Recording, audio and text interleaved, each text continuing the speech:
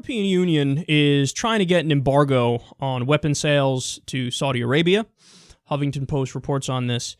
The European Parliament called on the European Union to impose an arms embargo against Saudi Arabia on Thursday, saying Britain, France, and other EU governments should no longer sell weapons to a country accused of targeting civilians in Yemen. EU lawmakers who voted overwhelmingly in favor of an embargo said Britain had licensed more than $3 billion worth of arms to Saudi Arabia since Saudi-led forces began military operations in Yemen in March last year. So nearly 6,000 people have been killed there in Yemen. About half of them are civilians. 14 million people are starving in the country. Millions are displaced.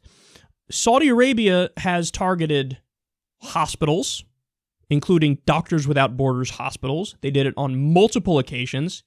It's not an accident. They've targeted schools. They've used cluster bombs in civilian areas. For those of you who don't know, that's a violation of international law, and it makes it so that long after you will be killing civilians. Cluster bombs are notorious for getting high rates of civilian casualties. It's kind of the point of cluster bombs.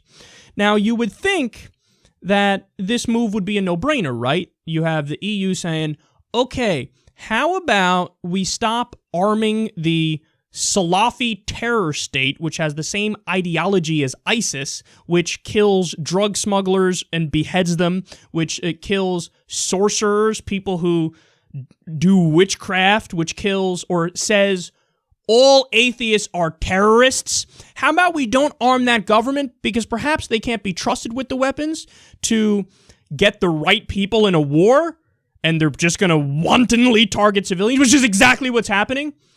X-nay on the arms gay. How about that? Well, what does the U.S. say in response? No. Obviously. I mean, we covered the story recently. Hillary Clinton, as Secretary of State in 2011, approved an arms deal worth about $24 billion. $24 billion to Saudi Arabia. Boeing was involved. Other military contractors were involved. Defense contractors, the really offense contractors, were involved. And they were cheering it. Yay! In emails back and forth. Yay! This is a Christmas present. Isn't it great that we just armed a Salafi terror state with the same ideology as ISIS? Yippee skippy! We made more money. Okay, this is a moral abomination. And you cannot. It is impossible to go to the rest of the world and say, we're so concerned about Islamic extremism and jihadism and the rise of ISIS. Let me tell you, oh my God, it keeps us up at night so much. Why do they exist? You can't do that and have the rest of the world take you seriously when you are giving billions of dollars worth of arms and aid to the country that has most propped up jihadism. They're the ones funding the Salafi mosques all over the world. That's the same ideology as ISIS. Ultra-conservative Islam. You can't pretend like you're against it when you're still buddy-buddy with Saudi Arabia. That doesn't make any sense. And furthermore, just to give another example, as we point to all the time, it was the Obama administration that fought to get Brunei into the TPP. The new so-called free trade deal, it's really an outsourcing deal, but Brunei just implemented Sharia law in 2014. So we're going to say, oh my God, we're so against the oppression of minorities and women in the Muslim world, and we hate Islamic radicalism. Oh my God, it's so terrible. But anyway, Brunei, you just implemented Sharia. We're going to reward you. Come in here to our free trade deal. We'd really appreciate that. I thought we're fighting in Afghanistan to prevent the Taliban from implementing Sharia.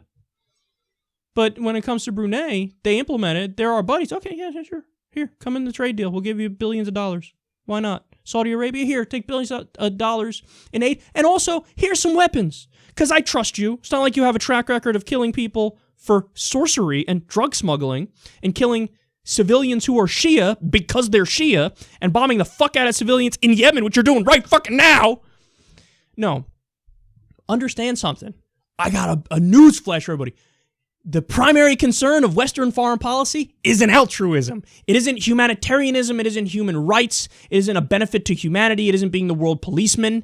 It isn't, we got to do the right thing and stop the genocides everywhere. Unless we're arming the people who are doing the genocide and then we look the other way because they give us oil and they're allowed to do a genocide because they're our buddy. Did I say that out loud? Did I say that out loud?